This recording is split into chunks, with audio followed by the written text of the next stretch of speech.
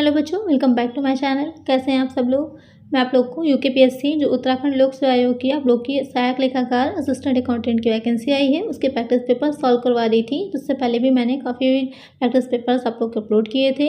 I hope आपको अच्छे लगे होंगे। अगर आपने वीडियोज़ नहीं देखी हैं तो उसका लिंक आपको डिस्क्रिप्शन में मिल जाएगा, वहाँ से जाके उसे भी देख सकते हैं। काफ़ी इंपॉर्टेंट क्वेश्चन हैं और आप लोग के लिए बहुत इसी तरीके से मैंने उसे समझाया हुआ है कि अगर एग्जाम में आप लोग के आते हैं या उससे रिलेटेड चीज़ें आती हैं तो आप आसानी से उसे सॉल्व कर ले जाइएगा।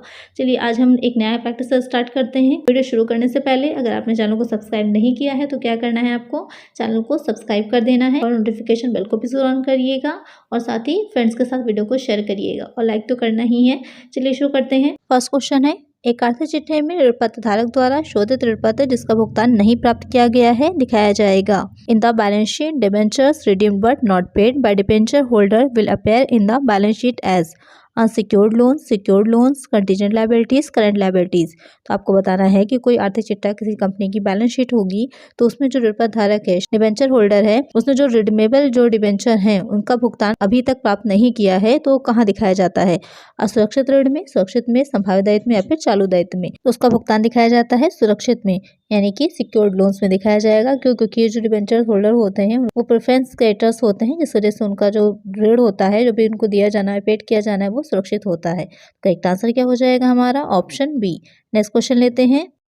नेक्स्ट क्वेश्चन है, जब साझेदारों को अपनी पूंजी पर ब्याज दिया जाता है तो सामान्यतः गणना की जाती है। When interest is to be allowed on the capital of the partners, it is generally calculated. Capital at the year end minus drawing, capital at the year end, average capital, capital in the beginning of the year। Question में आपसे पूछ रहा है कि जो साझेदार होते हैं, कोई पार्टनरशिप है तो उसमें जो साझेदार होते हैं उनकी जो कैपिटल होती है उस पर अगर इंटरेस्ट दिया जा रहा है, वैसे तो इंटरेस्ट नहीं दिया जाता, लेकिन अगर किसी तरह का कोई जो उनका आपस का उन्होंने संलेख होगा, जो साझेदारी संलेख होता है, पार्टनरशिप उन्होंने जो करी हुई है उसमें जो एग्रीमेंट है उनका, उसमें अगर है ऐसी बात लिखी हुई है कि उनको ब्याज दिया जाएगा उनकी कैपिटल पर, तो वहाँ पर जो उनको ब्याज दिया जाता है तो वो किस पूंजी पर उसकी गणना की जाएगी, वर्ष के अंत की पूंजी माइनस आहरण, वर्ष के अंत की पूंजी पर, औसत पूंजी पर, वर्ष के आरंभिक पूंजी पर। तो ब्याज जो निकाला जाता है वर्ष के आरंभिक पूंजी पर, जो उनके स्टार्टिंग में होती है कैपिटल जिससे उन्होंने शुरू किया होता है, उस पर निकाला जाता है। एक आंसर क्या हो जाएगा हमारा, ऑप्शन डी। नेक्स्ट क्वेश्चन लेते हैं। नेक्स्ट क्वेश्चन है, गाइड बोनस योजना मिश्रित रूप है। Guide bonus plan is the mixed form of Rowan and Taylor's plan, Halsey and Rowan plan, Halsey and Taylor's plan, Emerson and Bedaux plan. तो आपको बताना है कि जो गैट बोनस योजना आपने कॉस्ट अकाउंटिंग में पढ़ा होगा या ह्यूमन रिसोर्स मैनेजमेंट अगर आपने पढ़ी होगी तो उसमें आपने ये चीज़ पढ़ी होगी कि जो वेजेस पेमेंट की जाती हैं, जो दिया जाता है, पारिश्रमिक का भुगतान किया जाता है, तो उसके कुछ मेथड्स दे रखे थे कि किस तरह से उसका किया जाएगा। कुछ कार्यानुसार होते हैं, कुछ आपके समयानुसार होंगे। तो उसी में जो आपकी प्रेरणात्मक भी थी, तो प्रेरणात्मक में गैट बोनस योजना का एक दे रखी थी, तो वहाँ पर आपको ये पूछा गया है कि ये किसके जो ये योजना है ये किसका मिश्रित रूप है, रोवन तथा टेलर की योजना का, हाल्से तथा रोवन योजना का, हाल्से तथा टेलर योजना का, इमर्सन तथा बेडॉक्स योजना का। तो ये है मिश्रित रूप हाल्से और रोवन योजना का। तो करेक्ट आंसर क्या हो जाएगा हमारा, ऑप्शन बी। नेक्स्ट क्वेश्चन लेते हैं। नेक्स्ट क्वेश्चन है, स्थिर और परिवर्तनशील लागत वर्गीकरण महत्वपूर्ण है। Fixed and variable cost classification is of special importance in unit costing, operating costing, contract costing, process costing. यानी कि क्वेश्चन में आपसे पूछ रहा है कि जब हम जो फिक्स्ड हमारे जो एक्सपेंसेस होते हैं या कॉस्ट आती है या फिर जो आपकी परिवर्तनशील आती है, तो वहाँ पर उस लागतों का वर्गीकरण कहाँ पर इंपॉर्टेंट हो जाता है या किस तरह का हम जो बना रहे होते हैं। जो चार चीज़ें आपकी दे रखी हैं कि इकाई लागत निर्धारण, परिचालन लागत है, ठेला लागत और प्रक्रिया लागत, तो वहाँ पर किस में ज़्यादा इंपॉर्टेंट हो जाता है कि दोनों को अलग अलग दिखाया जाए। तो जब आप इसको बना रहे होंगे कॉस्ट अकाउंटिंग में तो आपने चीज़ देखी होगी अलग से किस में करके दिखाया जाता है। जब हम ऑपरेटिंग कॉस्टिंग कर रहे होते हैं, वो बना रहे होते हैं, तो वहाँ पर हम अलग अलग दिखाते हैं। जो फिक्स्ड होते हैं उसको अलग दिखाते हैं और जो हमारे वेरिएबल होते हैं उसको अलग दिखाते हैं। तो यहाँ पर करेक्ट आंसर क्या होगा हमारा, ऑप्शन बी, कि यहाँ पर जब हम ऑपरेटिंग कॉस्टिंग कर रहे हैं तो वहाँ पर इंपॉर्टेंट हो जाता है कि दोनों लागतों को हम अलग अलग दिखाएं। करेक्ट आंसर क्या है हमारा, ऑप्शन बी। नेक्स्ट क्वेश्चन लेते हैं। नेक्स्ट क्वेश्चन है, एक शिक्षा संस्था जिसका उद्देश्य लाभ कमाना नहीं है कि आय की धारा के अंतर्गत कर मुक्त है। The income of an educational institution of non profit motive is exempt under which section, 10 subsection 23C, 10 subsection 80G, 10 subsection 10B, 10 subsection 23D। Question में पूछ रहा है कि जो आपकी एक कोई संस्था है, कोई शिक्षण संस्था है, एजुकेशन इंस्टीट्यूशन है, वो लाभ कमाने के लिए काम नहीं कर रही है, तो वहाँ पर अगर उसकी जो इनकम हो रही है वो किस धारा के अंतर्गत, किस सेक्शन में आपकी टैक्स फ्री हो जाएगी, उस पर कर नहीं लगेगा। तो जो धारा 10 सबसेक्शन 23C दे रखी है उसके अंतर्गत ये कर मुक्त हो जाएगी। उस सेक्शन में आपका क्या रहता है कि ऐसे ट्रस्ट या फिर ऐसे संस्थाएं, उनकी आय पूर्णतः कर मुक्त हो जाती है जिनका उद्देश्य क्या होता है, लाभ कमाना नहीं होता। जैसे कि प्रधानमंत्री का राष्ट्रीय सहायता कोष हो जाएगा, प्रधानमंत्री के विद्यार्थियों की सहायता कोष हो जाता है, स्वच्छ गंगा निधि, स्वच्छ भारत कोष है, विश्वविद्यालय शिक्षण संस्थाओं की आय होगी, चिकित्सालयों की आय होगी। ऐसी चीज़ें जहाँ पर आपका जो भी उद्देश्य हो रहा है उनका लाभ कमाना नहीं होगा, तो वो इसके अंतर्गत आ जाते हैं। तो करेक्ट आंसर हो जाएगा हमारा ऑप्शन ए। नेक्स्ट क्वेश्चन लेते हैं। नेक्स्ट क्वेश्चन है, पर्ट का आविष्कार हुआ था। PERT was invented in the year 1912, 1925, 1958, 1963। PERT क्या है सबसे पहले समझ लीजिए। PERT, इसकी फुल फॉर्म क्या हो जाएगी, प्रोग्राम इवेल्युएशन रिव्यू टेक्निक, कार्यक्रम मूल्यांकन समीक्षा तकनीक, इसकी फुल फॉर्म हो जाती है। तो इसका आविष्कार कब हुआ था, इसका आविष्कार हुआ था 1958 में। क्यों किया गया था, ये देखने के लिए कि जो भी कार्यक्रम हमने या जो भी प्रोग्राम अपनी संस्था के लिए बनाए हैं कि इस तरह से हमें कार्य करना है, वास्तव में वो सही ढंग से कार्य कर रहे हैं या नहीं कर रहे हैं, उनको एवेल्युएट करना, उनका रिव्यू करना। तो करेक्ट आंसर क्या हो जाएगा हमारा, ऑप्शन सी। इसमें ध्यान रखिएगा, एक क्वेश्चन ये भी बन सकता है कि पर्ट की फुल फॉर्म बताइए, आपसे 4 ऑप्शन दे देगा, उसमें आपको ये पता करना होगा कि करेक्ट आंसर इसका क्या है। तो उसकी पर्ट की फुल फॉर्म हमें क्या हो जाएगी, प्रोग्राम इवेल्युएशन रिव्यू टेक्निक। इसको भी अलग से नोट कर लीजिएगा और याद कर लीजिएगा। नेक्स्ट क्वेश्चन लेते हैं। यदि बिक्री ₹1,20,000 सकल लाभ लागत का 1/3 है, क्रय ₹98,000 है और अंतिम रहतिया कितना है, 18,000 है, तो आपको क्या निकालना है, आरंभिक रहतिया निकालना है कि कितना होगा। If sales are ₹1,20,000, gross profit is 1/3 on cost, purchases is ₹98,000 and the closing stock is ₹18,000. Find opening stock will be ₹10,000, 8,000, 0, 40,000। तो आपको यहाँ पे क्या निकालना है, ओपनिंग स्टॉक की वैल्यू निकालनी है। जब भी इस तरह का क्वेश्चन है तो सबसे पहले क्या करिए, ट्रेडिंग अकाउंट बना लीजिए, आपको पता चल जाएगा ओपनिंग स्टॉक की वैल्यू क्या होगी। ट्रेडिंग अकाउंट बनाने में क्या करेंगे, सबसे पहले आपका एक डेबिट साइड हो जाएगा, दूसरा क्रेडिट हो जाएगा। परचेजेस क्वेश्चन में दे रखी थी, लिख लेंगे 98,000 की। सेल्स हमारे क्वेश्चन में दे रखी थी 1,20,000 की, क्रेडिट साइड आ जाएगा। क्लोजिंग स्टॉक क्वेश्चन में दे रखा था 18,000 का जो है 18,000 आ जाएगा क्लोजिंग स्टॉक। अब इसका हम टोटल कर लेंगे तो इधर हो जाएगा क्रेडिट साइड 1,38,000। अब परचेजेस की तरफ आते हैं तो यहाँ पर हमें क्या निकालना है, सबसे पहले तो ग्रॉस प्रॉफिट निकालना है, तभी हम अपने स्टॉक तक पहुँच पाएंगे। ग्रॉस प्रॉफिट क्वेश्चन में आपके कितना बताया था कि सकल लाभ जो है वो लागत का 1/3 है। तो यहाँ पर ध्यान से समझिएगा, इसमें निकालने के लिए कि जो लागत का 1/3 है तो एक क्या हो गया, हमारा प्रॉफिट हो गया और अपॉन में जो 3 है वो हमारी कॉस्ट हो गई। अगर हम दोनों को ऐड कर दें तो हमारा क्या निकल के आ जाएगा, सेल निकल आएगी, क्योंकि आपको पता ही होगा cost plus profit is equal to sale होता है। तो एक अगर हमारा लाभ हो गया तो 3 क्या हो जाएगी, हमारी लागत हो जाएगी। दोनों को हमने जोड़ लिया तो 4 क्या निकल आया, हमारा सेल निकल आई हमारी। अब इसे हम सॉल्व जब करेंगे तो आपका क्या क्वेश्चन में कह रहा था कि 1/4 हमारी हो जाएगी बिक्री पर, जो ग्रॉस प्रॉफिट है हमारा वो बिक्री का 1/4 निकल आएगा। अब इसे सॉल्व करने के लिए इंटू 1/4 हो जाएगा, डिवाइड करिए कितना आ जाएगा, 30,000 आ जाएगा ग्रॉस प्रॉफिट। बहुत आसानी से निकल आएगा आपका। अब हमें ग्रॉस प्रॉफिट पता चल गया, हम क्वेश्चन में अपने रख देंगे डेबिट साइड में। अब हम घटाएंगे 1,38,000 है, इधर आप टोटल करिएगा कितना आएगा, 1,28,000 लेस करिएगा तो 10,000 निकल के रिमेनिंग आएगा। रिमेनिंग क्या हो जाएगा आपका, ओपनिंग स्टॉक आ जाएगा। यही हो जाएगा हमारा आंसर जो कि हमारे क्वेश्चन में पूछा गया था। तो करेक्ट आंसर कितना हो जाएगा हमारा, ऑप्शन ए। आई होप आपके अच्छे से समझ में आ गया होगा कि किस तरह से निकाला जाता है। अगर समझ में आ गया है और वीडियो अच्छी लगी है तो एक लाइक तो बनता है, जल्दी से लाइक कर दीजिए। चलिए नेक्स्ट क्वेश्चन पे चलते हैं। नेक्स्ट क्वेश्चन है, instruction of audit issued by controller and auditor general of India dash, Bharat के नियंत्रक और महालेखा परीक्षक द्वारा जारी किए गए अंकेक्षण के निर्देश पे होने वाला डैश अंकेक्षण है।